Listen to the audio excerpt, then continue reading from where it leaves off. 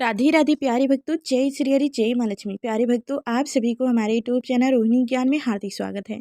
प्यारे भक्तों, आज आप स्मरण करेंगे माघ मास महात्म्य की 26वां अध्याय कथा। कल की अध्याय कथा के बाद आज इस अध्याय कथा को ध्यानपूर्वक सुनेगा और लास्ट में भगवान श्री कृष्ण की कथा सुनाई जाएगी, जो भगवान श्री कृष्ण ने अपनी बांसुरी क्यों तोड़ी, किस लिए तोड़ी, इसकी कथा सुनाई जाएगी, उसे भी ध्यानपूर्वक सुनेगा।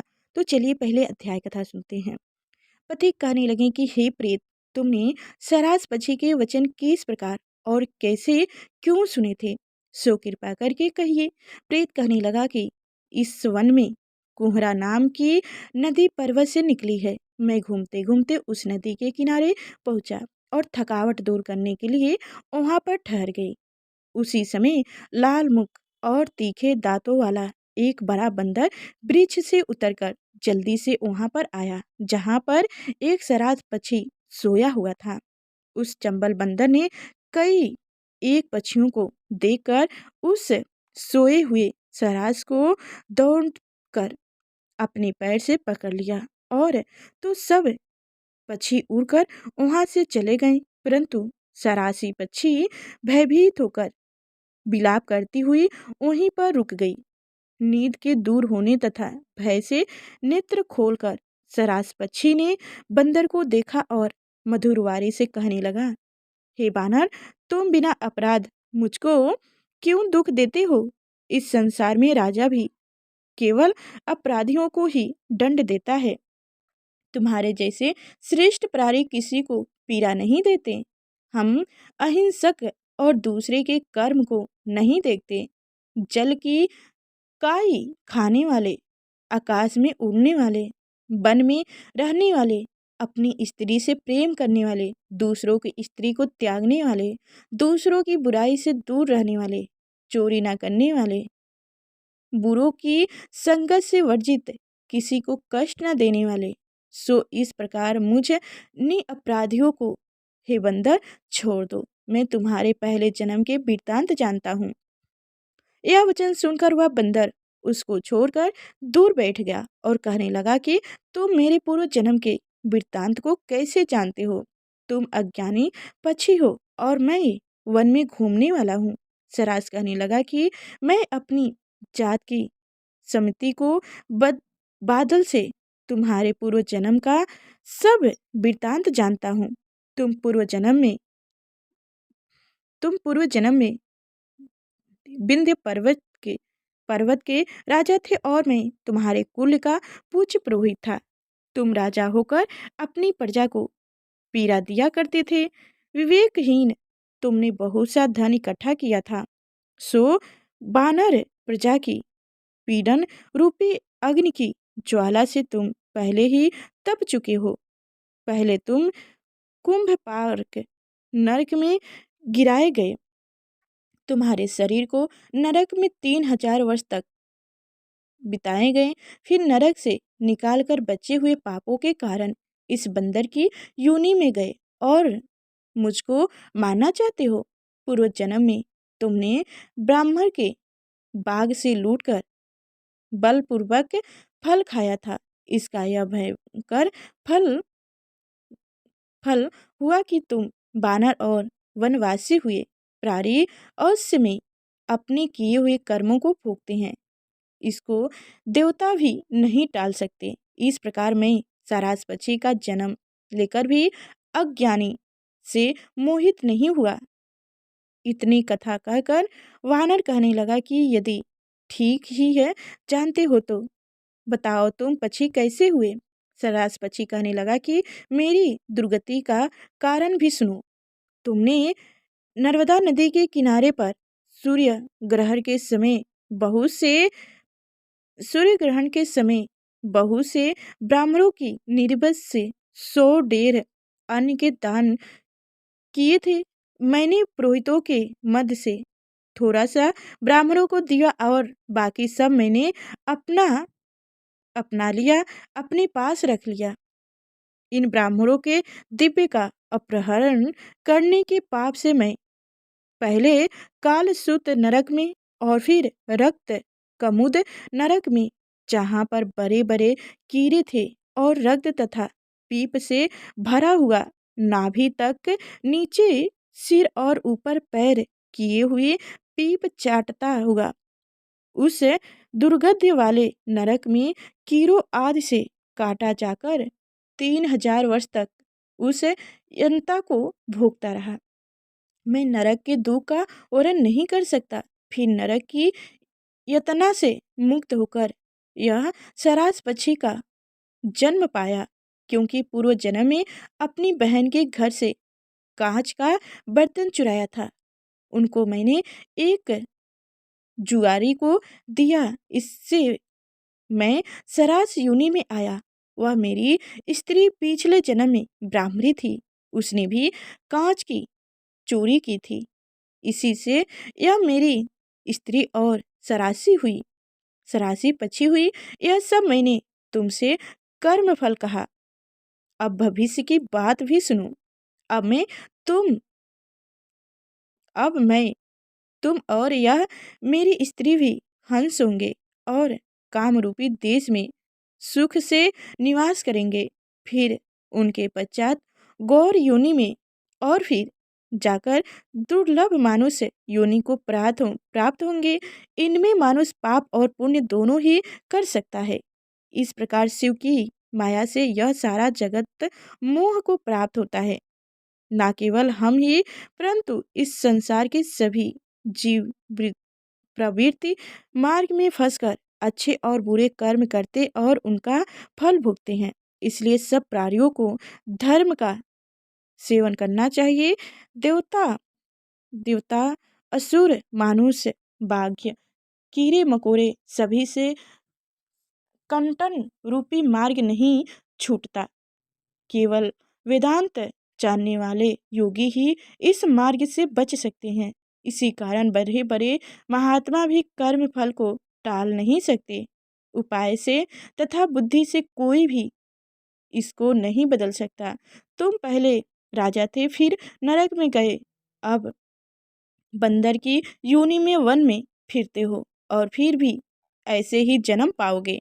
ऐसा विचार कर आनंद पूर्वक और धैर्य धारण कर विचरते हुए काल की प्रतीक्षा करो। तब बानर ने कहा कि पहले जन्म में मैं तुम्हारा पूजा करता था, अब तुम मुझको प्रणाम करते हो। तुम जात के स्मरण से मेरे पूर्व जन्म के वृत्तांत को जानते हो। आनंद पूर्वक रहो, तुम्हारा कल्याण हो। तुम्हारे वचनों को सुनकर मैं मोहित होकर वन में विचरूंगा।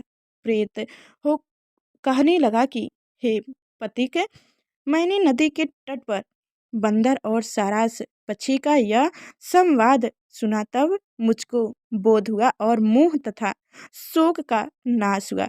जय श्री हरि। प्यारे भक्तों, आज की अध्याय यहीं पे समाप्त हुई। कल की अध्याय कथा सुनने के लिए लाइक और चैनल को सब्सक्राइब कर लीजिए।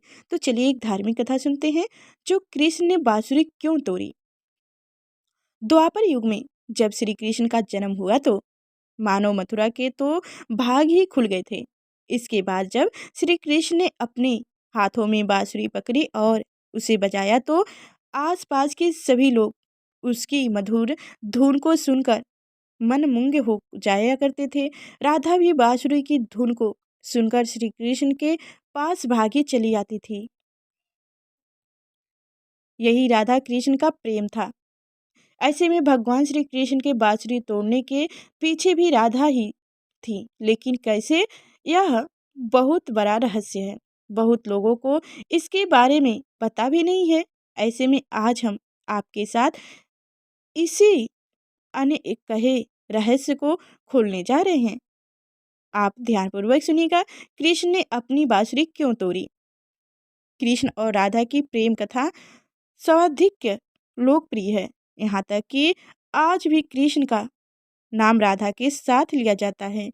किसी भी मंदिर में आपको भगवान श्री कृष्ण की मूर्ति अपनी पत्नियों के साथ नहीं, अपित अपनी प्रीतमा राधा के साथ दिखाई देती होगी। एक समय ऐसा आया था जब भगवान श्री कृष्ण राधा से हमेशा के लिए अलग हो गए थे। यह वह समय था जब उन्हें अपने कर्तव्य का पालन करते हुए वृंदावन को छोड़ना था और मथुरा जाकर हंस का वध करना था। इसके पश्चात उन्हें अपनी संसारिक कर्तव्य का विवाहन करना था। जब भगवान श्री कृष्ण वृंदावन छोड़कर जाने लगे थे तब उनका मन बहुत व्याकुल था। उस समय राधा भी उनसे मिलने आई थी और उसने ना जाने की विनती की थी, किंतु कृष्ण ने समझाने पर वो मान गई थी। किंतु राधा ने श्री कृष्ण के जाने से पहले उनसे वचन मांग लिया था कि राधा के देह त्यागने से पहले श्री कृष्ण उन्हें एक बार दर्शन अवश्य देंगे। श्री कृष्ण ने सहमत से मान गए थे, यह शर्त मान ली थी और वहां से चले गए। उसके पश्चात भगवान श्री कृष्ण ने मथुरा जाकर दुष्ट राक्षस कंस का वध किया और रुक्मिणी से विवाह किए। उसके बाद उन्होंने अपनी नगरी द्वारिका में बसा ली थी और वहाँ राजा कहने लगे। इसके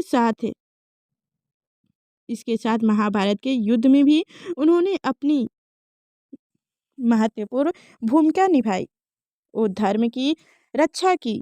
इसी के साथ साथ माता राधा ने भी विवाह कर लिया और अपने सभी कर्तव्य का पालन किया, किंतु उनका प्रेम श्री कृष्ण के लिए कभी कम नहीं हुआ था। माता राधा हमेशा श्री कृष्ण की प्रतीक्षा करती रही और इसी तरह समय के साथ साथ दोनों का जीवन व्यतीत हो रहा था। जब माता राधा ने अपने सभी कर्तव्य निभा ली और बूढ़ा हो गई तब उन्होंने अपने अंतिम समय में भगवान श्री कृष्ण का आह्वान किया, उनको याद की। तब जाके श्री कृष्ण भी अपने दिए वचन के अनुसार उनसे मिलने आए। माता राधा का ऐसे रूप देखकर श्री कृष्ण अत्यंत व्याकुल हो गए और उनसे कुछ मांगने को कहा, किंतु माता राधा ने कुछ भी नहीं मांगा और उसने मांगा तो मना भी कर दिया। अपनी अंतिम इच्छा प्रकट की। उन्होंने श्री कृष्ण को पहले की तरह मधुर सुंदर बांसुरी बजाने को कहा। यह सुनकर श्री कृष्ण ने अपनी बांसुरी निकाली और उसे बजाने लगे। श्री कृष्ण ने लगातार दिन रात बांसुरी की धुन मधुर सुंदर बजाने लगे। मधुर धुन बजाई और यह सुनते सुनते ही माता राधा ने अपने प्राण का त्याग कर दिया।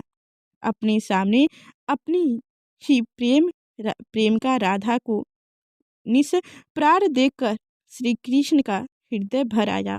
जिस बांसुरी की धुन पर राधा दौड़ी दौड़ी चली आती थी वही आज मेरे प्राण त्याग चुकी थी। ऐसे में उन्होंने उसी समय अपनी बांसुरी को तोड़ डाला और पास ही के झाड़ियों में फेंक दिया। श्री कृष्ण को अपनी बांसुरी बहुत प्यारी थी, किंतु इस घटना के बाद उन्होंने कभी बांसुरी तो क्या किसी अन्य धातु यंत्र को भी हाथ तक नहीं लगाया था और जी भर इसका त्याग कर दिया था। भगवान श्री कृष्ण के राधा के प्रति इस प्रेम के कारण ही आज तक उनका नाम माता राधा के साथ लिया जाता है। इस तरह से आज के इस कथा के माध्यम से आपको यह भली भांति पता चल गया होगा कि कृष्ण जी ने बांसुरी क्यों तोड़ी। हालांकि कृष्ण का राधा से कभी विवाह नहीं हुआ था, लेकिन उनका प्रेम इतना सच्चा था कि आज तक हम श्री कृष्ण का नाम उनकी 8 पत्नियों के साथ नहीं बल्कि राधा के साथ लेते हैं। जय श्री कृष्ण, जय माँ राधा। प्यारे भक्तों, आप सभी को हमारी कथा कैसी लगी कमेंट में अवश्य बताइएगा।